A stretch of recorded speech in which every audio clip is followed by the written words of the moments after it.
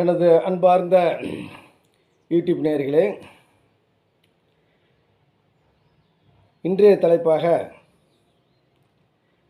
ஒரு நல்ல வீடியோ. எனவே ஸ்கிப் பண்ணாமல் பாருங்கள், சப்ஸ்கிரைப் பண்ணுங்கள், பக்கத்தில் ஒரு பெல் பட்டன் இருக்கும், அதை நமக்கு ஆதரவு கொடுங்க. இன்றைய தலைப்பு என்னென்னா, ஒரு தலைப்பு எடுத்தேன், தன்னுணர்வை தவறவிட்ட விஞ்ஞானிகள் என்று. இப்போ நான் இதான் தலைப்புன்னு உங்களுக்கு சொல்கிறேன்.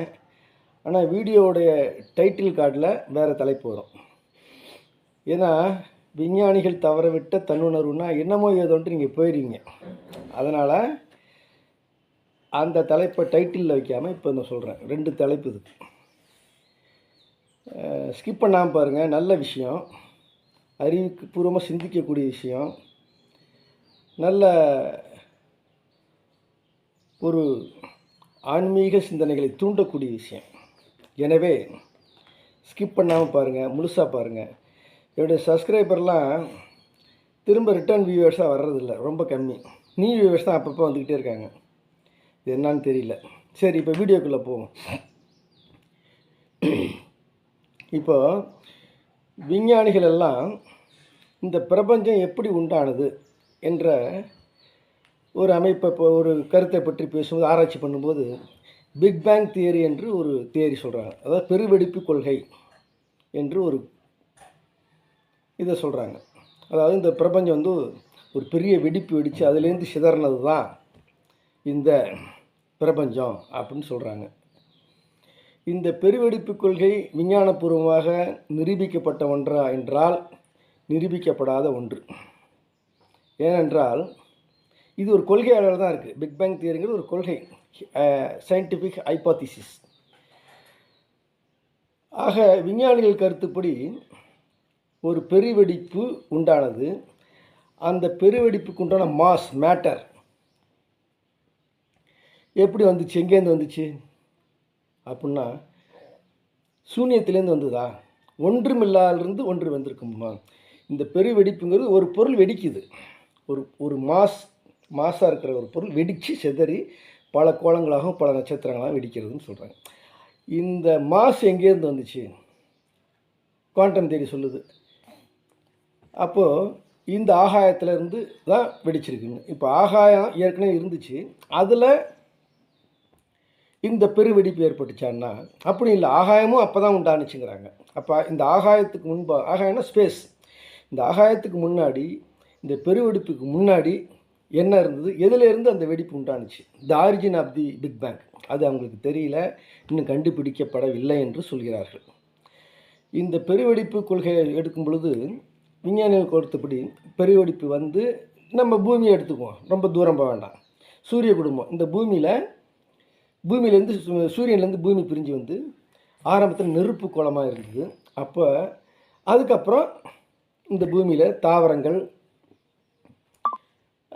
முதல்ல தோன்றியது, பாசி, கடல் பாசி தோன்றியது, அதுதான் முதல் உயிர். அப்போ விஞ்ஞானிகள் கருத்துப்படி ஜடப்பொருள் தான் முதலில் தோன்றியது, உயிர் பின்னால் வந்தது, பின்னால் தோன்றியது என்பது அவர்களுடைய கருத்து, அவர்களுடைய அனுமானம். அனுமானம் கூட உண்மைதான். இதை பார்த்தோம்னா, பூமியில் பார்த்தோம்னா பூமி இதாக தான் இருந்தது, ஜடப்பொருளாக இருந்தது, அங்கே உயிர்கள் எதுவும் இல்லை.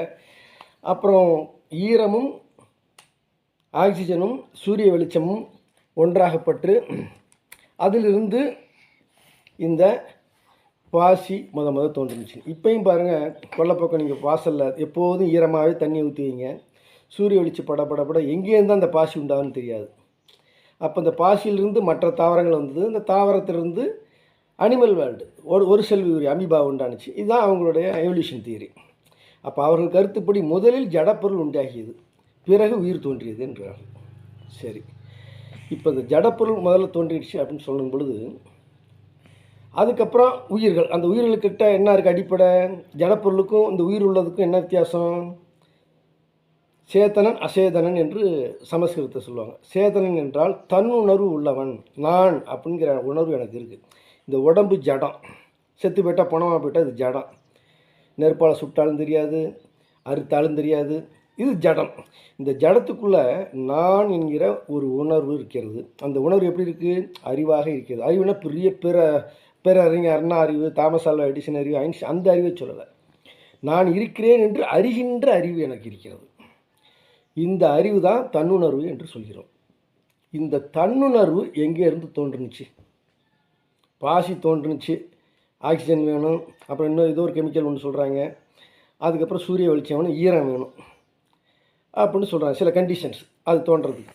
இந்த தன்னுணர்வு பிக் பேங் தியரியில் நல்லா பார்த்துங்க. பிக் பேங் தியரிங்கிறது தோன்றும் பொழுது ஜடப்பொருள்கள் தான் தோன்றியது, ஆற்றல் இருந்தது, தன்னுணர்வு இல்லை. இந்த தன்னுணர்வு எங்கிருந்து தோன்றியது, எந்த பிக் பேங்கில் அல்லது வேறு எப்படி தோன்றிச்சு என்பதை ஏன் விஞ்ஞானிகள் ஆராயவில்லை? தன்னுணர்வை தவற விட்டு விட்டார்கள்.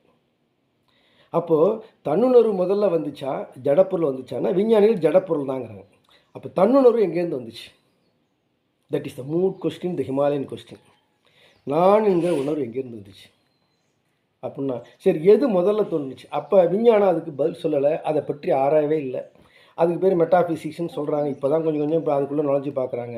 ஆனால் நம்மளுடைய சனாதன தர்மமாகிய இந்து மதம் என்று பிறரால் அழைக்கக்கூடிய சனாதன தர்மத்திலே வேதங்கள் இருந்தது. அந்த வேதத்தில் வேதாந்தம் என்ற ஒரு அருமையான உண்மை பொருள் இருந்தது.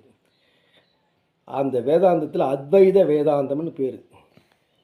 நான் என்கின்ற அறிவுள்ள ஒரு வஸ்து சேதனனாக இருக்கிறது, கான்ஷியஸோடு இருக்கிறது, அதுதான் இருந்தது முதலில். தோன்றியது என்று அவர் சொல்லவே இல்லை. இந்த தன்னுணர்வு நான் அவங்க மெய்ஞானப்படி, வேதாந்த கருத்துப்படி, அத்வைத கருத்துப்படி தன்னுணர்வு தான் முதல்ல தோன்றுச்சுன்னா அது எங்கேருந்து தோன்றுச்சு? There must be an origin. சரி, அது இன்னொரு அறிவிலிருந்து குட்டி போட்டு வந்துச்சு. சரி, அந்த அறிவு எங்கேருந்து வந்துச்சு? அந்த தன்னுணர்வு அது இன்னொன்றுலேருந்து வந்துச்சு. அதுக்கு முன்னாடி அப்போ அதுக்கு முடியவே இல்லை. இதுக்கு பேர் இன்ஃபினிட்டிவ்ம்பாங்க. இந்த இன்ஃபினிட்டிவ் அப்படின்னு வந்துருச்சுன்னாலே தொடக்கம் இல்லை என்று அர்த்தம். தொடக்கம் இல்லை என்று சொல்லிவிட்டால் முடிவும் இல்லை என்று அர்த்தம். அதனால தான் ஆதியும் அந்தமும் இல்லா பேரருள் ஜோதியேன்னாரு வள்ளலார். அத்வைதம் சொல்லுது அதுக்கு ஆதியும் கிடையாது, அழிவும் கிடையாது, நிரந்தரமான வஸ்து. வஸ்து என்றால் ஒரு ஜீவன். அந்த நான் என்கிற உணர்வு தான் முதலில் வந்ததுன்னு சொல்ல, அதுதான் முதல்ல இருந்துச்சு, அப்பையிலேருந்து இருக்குது, இப்பையும் இருக்குது, எப்போதும் இருக்கும். அந்த நான் என்கிற வஸ்துவில் இருந்து தான் இந்த பிரபஞ்சம் உண்டாகியது என்பது நமது வேதங்களுடைய கருத்து.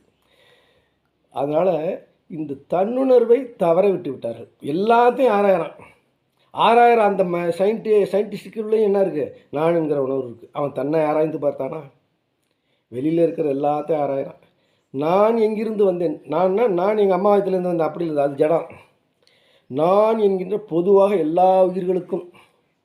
இதை என் பேரன் பக்கத்தில் உட்காந்து கேட்டுக்கிட்டு இருக்காரு, இதை பாருங்க, அவர் கொஞ்சம் வால் பண்ணுவார். உட்காந்துக்க, சத்தமிடாமல் இருக்கணும் தாத்தா பேசும்போது. அந்த இப்போ இவன்ட்டையும் நான்கிற உணர்வு இருக்குது. ஏ வல்லவா அப்படின்னு கேட்டோம்னா என்ன தாத்தா அப்படிங்கிறான். ஒரு பறவை, பெண் பறவை, தான் பெண் என்று தெரிகிறது, முட்டை விட்டு குஞ்சு இருப்போன்னு தெரியுது, அதுக்கு ஒரு ஆண் துணை வேணும்னு தெரியுது. ஒரு ஈக்கு தான் இருக்கேன்னு தெரியுது, அதை போய் தப்பணும் ஓடுது. ஒரு கொசுவை போய் அது கொசுவுக்கு தான் இருக்கேன்னு தெரியுது, அதை அடிக்க போனால் தப்பிச்சு ஓட பார்க்குது. அப்போ இந்த உணர்வுங்கிறது எதிலிருந்து தோன்றியது? இந்த ஒவ்வொருத்தட்டும் இருக்கிற உணர்வு. அத்வைதம் என்ன சொல்லுது? எல்லா உணர்வும் ஒரே உணர்வு தான் அப்படின்னு சொல்லுது. அந்த கருத்துக்கு போக வேண்டாம் நம்ம.